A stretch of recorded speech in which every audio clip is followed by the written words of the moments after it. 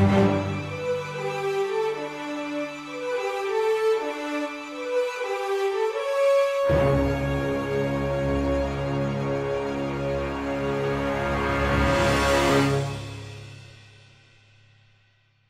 I come to you with a topic that you have to leave the toy store in order to have a toy store life moment, because sometimes in order to know what you are doing at your shop, you have to go see what people are doing at other shops. Namely, you have to go scope out your competition.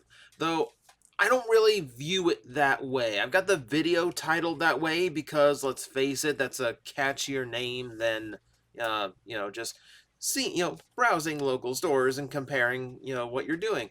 No, I would much prefer to create community than competition.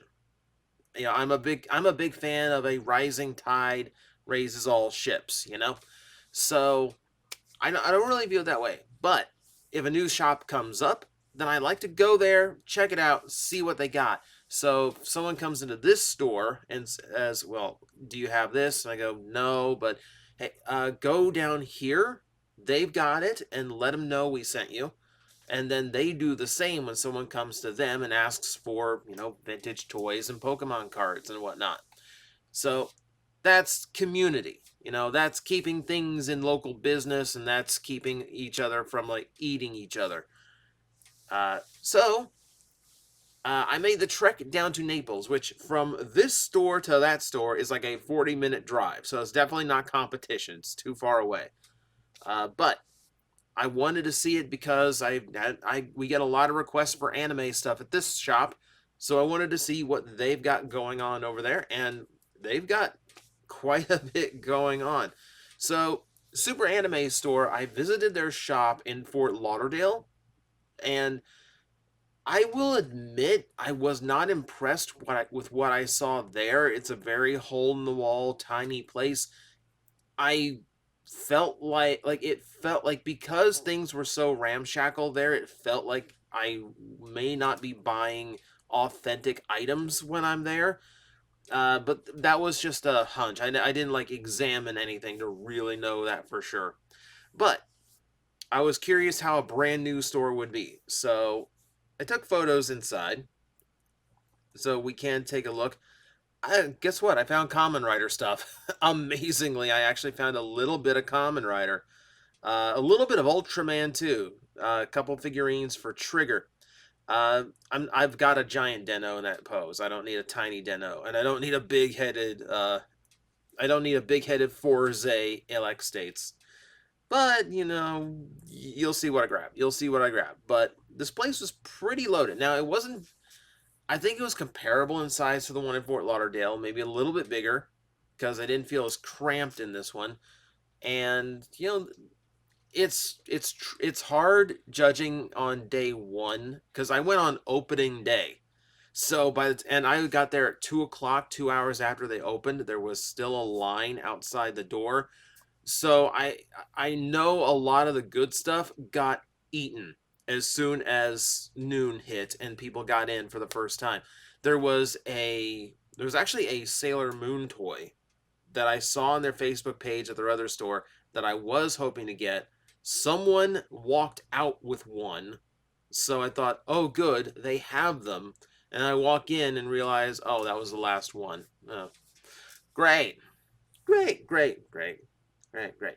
But for what they did have, I know I'm a bit. I like Sakura's my main in Street Fighter. So and I remember seeing this little figurine set online. And I almost pulled the trigger so many times, and then now I saw it in person. I'm like, I don't need a chibi Sakura in my life. Cute but not necessary. I've got the figure art. Yeah. It's an anime store. It's an anime store. At least they're not too creepy. Uh, if you like it, I'm not gonna make a judgment. But like, I don't get the waifu body pillow thing. Okay, so yeah, it's a lot of figurines. Most everything in there was a boxed figurine, Band Presto kind of stuff. The kind of stuff Band Presto is Bandai's prize toy division. Things you get out of like UFO catchers in Japan, claw games here in America. So a lot of this stuff is like Uh, a lot of the stuff is like lesser expensive, but there's plenty of stuff. There's just normal figurines as well. A little bit of Yu Yu Hakusho, so they're getting into my generation now. Lots of Gashapon capsules, which weird to see them like Gashapon outside of a Gashapon machine is a little bit like it feels like you're taking the fun out. But I know it saves you the guessing, I guess. Lots of plushies, of course. That's an easy one. More figurines here. They had pop-up parades, so that's good Smile. They had good Smile items too. They had Gundam models. Yep. Some Sanrio items. So lots of interesting stuff. Of course, Dragon Ball Z statues. Some really good ones there. This was cool. A Motoroid uh, model kit for Dynazenon. That was really cool to see in person. That's another one I almost pulled the trigger on numerous times. So, never mind that. Never mind that. Never mind that. We're going to explain that. All right, so wall scrolls. I don't know if the wall scrolls were for sale or if it was just decoration, but there was a bunch. I really like the cell shading on this Vegeta. It reminds me of like Xenoverse and some of those heavily shaded video games rather than the anime. But it's very cool to see it done in like 3D. A little bit left of Sailor Moon. Nothing terribly interesting. Figure Art Frieza for only 45. That was actually a pretty good price. A lot of things in here were actually pretty fairly priced. It wasn't like anime. It wasn't like anime store or like anime convention prices. Things were fine. Fine. There were shirts, there were towels, there were all kinds of things. There's a little bit of Gurren Lagann for you. Sort of Naruto, obviously. There's some One Piece, a lot of your big ones, and there was a lot from like, Spy X Family had a few things. Here we go with actual Nendoroids for My Hero. More pop-up parade for some Inuyasha. Little keychain plushies. So yeah, like it's a pretty even mix. So like it's not a huge store, but it's not doing anything that infringes on this store, so it doesn't really concern me too much as far as like competition goes. It's a place where if I know someone came here from Naples looking for anime stuff, I tell them, well, there's a place called Super Anime Store. You might have to go in the other direction you came from. It's far from here, but it might be closer to your home. So in the right situation, it's good to know about. And I am a supporter of local businesses, even if we are technically in competition. Technically in competition, I like to view it that way again. But they had some Kamen Rider stuff. So these are little acrylic stands for the La Tarata combo. So I picked those up. Really wish they had others, but this is all the ones they had left. I don't know if they had more or if that was just what they had. And yeah, you saw the Gaim there. I did grab the Gaim. It's just a normal figurine. There's no articulation to it, but as a nice little stand-up Gaim I don't have to worry about and looks really close to the suit. That's not bad to have. Found a Super Saiyan 2 Gohan in like the climactic scene. This might be my favorite scene in anime. This might be like the 4th time I have bought a representation of this scene along with owning like the Funko Pops of Perfect Cell and Super Saiyan 2 Gohan. I own like the little beam impact figures. I have this scene a lot, but it is one of my favorite scenes. So I don't mind getting it one more time. So not a whole lot there that interests me. To be fair, I have so little time these days. It's really hard for me to actually watch any modern anime. So a lot of this stuff I didn't know what it was. I didn't know the characters, so admittedly, I'm out of touch when it comes to anime. Uh, I did pick up something and then put it down, but I was actually at the shop with my buddy from D&D, so he saw me put it down, so he picked it up because my birthday is next month. He said, like, what do you get the toy guy? Because the toy guy has everything. So he got me the Motoroid Dynazenon. Thank you, Lewis. Thank you. Again, you did not have to do that. So it was fun to pal around with him for a little bit. We don't get to do it anymore, but yeah, I got to build this guy now. This is going to be intensive, but yeah, awesome there. All right, let's go back to the slideshow because while I was up in Naples, I had other business to attend to, and that business involved Prime Toys, Comics, and Games. This is the shop that I this is the shop that I helped build. If you saw me on Twitter with like a half-built toy store, this is it. It was built out of an old GameStop that that closed down, and I did run the shop for a while. Well, I didn't run this one. I covered a couple days, so I did work at this shop, and I don't know. I saw it turn into something that I didn't like. We went from like running the toy operation that we do at this store over there to relying a lot more on posters because the owner really liked the posters filling up the walls, so it looked like there was more inventory there, and it wasn't taking, and they were cheap to get. uh, so he hit on that idea to kind of like make the shop look like it had more than it did. But I'm a toy collector. That's what I'm into. So to see the toys get less and less attention hurt me. Now, the guy who built this store and built that store, all he does is build stores and sell them. So this business has a new owner. That business has a new owner. So I haven't been there since new ownership took over, and that's probably like a good 6 months at this point. So I actually needed to go up there and check it out for myself because I heard so many mixed reactions to what was going on.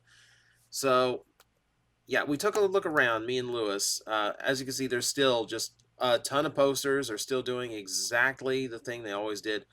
Yeah, one little display right in the middle of the front of the store with just random Funko Pops on it. You can see in the back, it's like a little like plexiglass display of GI Joes in the back. They aren't really like secured in any way. They're very small and easily pocketable. You need to close those up. They still had Funko Pops. Always, they had decent ones.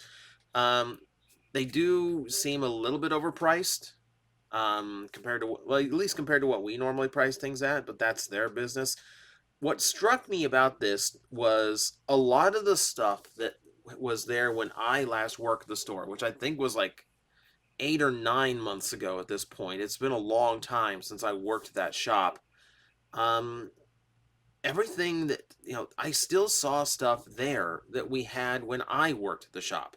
Um, Things that I took in on inventory that came in that day were still there, waiting for someone to get them. So it feels like they're really not pushing the toy, and you can see just like we used to have a really big wall, like this really nice wall of Marvel Legends, and that's all that's left. That's all that's left. So as they've sold through, they have not done anything to replenish their stock. Typically you would invite you typically like in this kind of business, you would invite customers to come sell their collections that they do not want anymore or to trade things in to get discounts on the things they actually want. Here, it doesn't seem like they're doing any of that. It just seems like they're letting the toys dwindle down and they're not really doing anything to replace them. Cards they've still got plenty of. They went heavy on MetaZoo, obviously. They got a lot of different card. They tried like literally every card game, which they're at the mall, so they're gonna find business for that. Here we try different card games, and we just kind of sit on those booster boxes for months before they finally sell through. But there, they probably have a much quicker turnaround time on these things. Like like I took in those Elvis figures when they first came out. That was a shipment directly from NECA. Still has it. A little bit of Dungeons and Dragons. They do Dungeons and Dragons there. I have heard that the girl who runs it is good at running the campaigns, but can get kind of distracted and taken out of the game very easily. Which if you're paying to be at the table, you need to have a DM that is actually like on point at all times and isn't like talking to a friend or playing on their phone. Like you have to actually move the game along, because like they only have like a 2 hour window that they do this kind of stuff. So yeah, it's disheartening because I really wish I heard better things about that. That's how sparse the toy wall is now. It's just all kind of spread out and ramshackle. Still has a ton of comic books, so give them credit there. I don't know if they're taking any more in or if this is just all leftover stock. I didn't really flip through to look. And yeah, so what struck me about this is we used to have a counter space. Like we had the counters that were left over from GameStop that had drawers in them that locked, and those are actually really helpful and handy. They took all of that out to redo the floor, and instead of putting those counters back in, because they were still perfectly usable counters, they put down uh, folding tables, like folding tables with just like things covering the front or like draped over. So that's what their Pokemon card stock is sitting on. A bunch of like it's at a con, like it's at a convention. Just a bunch of folding tables and one desk in between. It's like little folding table, glass display, actual desk where the point of sales is, and then another folding table. And it's not the best look. It looks really sloppy, is what it does. It looks really unprofessional. To go and make a much more professional looking store with this nice, floor, taking up the dingy carpet and putting down a nice hardwood floor, that's a lot of expense to do to make the place look more professional, just to cheap out on the tables. And like I thought that would be a temporary thing, but like I said, it's been like 6 months that they've been running this place. They should have better by now. Still cards on the wall, so like I said, they're keeping a pretty good stock of these things. I've got two more pictures for you, and then we're gonna wrap this up. And this is about a level of professionalism. Now, I know I'm being hard on this one, is because like this does personally hurt because I helped build this shop. I put a lot into it. My logo that I designed is still above the door, and that like just I'm still like I love the idea that like a logo I designed is on an actual toy store. Though it's really even that's one reason why I'm so disappointed that it's barely a toy store anymore. But I'm gonna show you two pictures, and this is where like the professional side of me takes issue with this shop. And the first shot is going to be this. So for starters, you see the picnic table, but below that, you're going to see a pile of Pokemon boxes, and not like neatly stacked up. They're literally in a laundry hamper, just piled up. And it's not like run of the mill normal stuff you find at Walmart. See this? God, I can't. It's not recording. It's not going to record my window capture here. But this red and black box that's sticking out, that's Shining Legends. That's an old box set with rare packs. That's like $150. That box, and it's just in a pile with stuff piled on top of it. I mean, it's a really disgraceful way of keeping your extra stock. Like they've got a stock room in the back. I don't know why they don't use it. You know what would be really nice here is a countertop with drawers that are already installed. Like again, I don't know why they got rid of it. And then you see this display that's just in shot here on the left. Let's take a better look at that shot as my friend Lewis helps me demonstrate that there's no glass panel in the middle or the right side of it. There is a glass door on the left and then nothing else on the right. These are valuable comic books. Like this is something that needs to be behind a glass wall. And I they're just sticking out here. Now, if you want to do it as just like a glass display shelf, that's fine. Why you leave the last door in? It just looks so tacky. It looks so bad. It looks like you bought the cheapest piece of furniture you could. Is what it looks like, and you didn't even modify it to look better. You just left it that way. All right. So those are notes of professionalism. As I just noticed, there's one of these. There's just one of these slabbed comics that just fell over on the top shelf, and no one picked it up. Jeez, I honestly don't know what they're doing. I don't know what they're doing. So it's just disheartening to see the place go. in that direction. Maybe it's doing fine. Maybe the business side of it's doing fine. I don't know. I don't talk to the owners, but I don't know. I knew what it was, and it is not that anymore. And it feels like they put a lot of money into floors and not a lot of money into anything else. But that's going to be the end of my little tour around Naples and seeing what the competition is doing. Uh, we're all just kind of doing our own things, so I don't see them. I don't see any of us as threatening each other. So there's, nothing wrong with that. Keeps everything nice and civil. Means I can recommend places, they can recommend us. So everything's fine. Everything's nice. Everything's cordial, I think is a good word for this.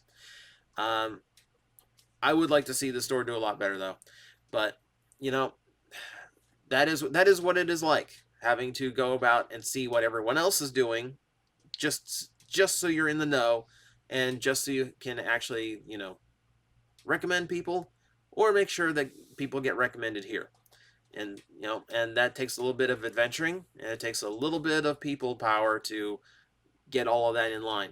And that, even if it's outside of this location, is the toy store life. Guys, I am facing the most powerful enemy any YouTuber can face, the algorithm, and I need your help to defeat him. Hit the like button, hit the subscribe button, hit the notification bell, and leave a comment. Every time you do, we attack that algorithm and we drive it back until it can no longer defeat this channel. Thank you very much.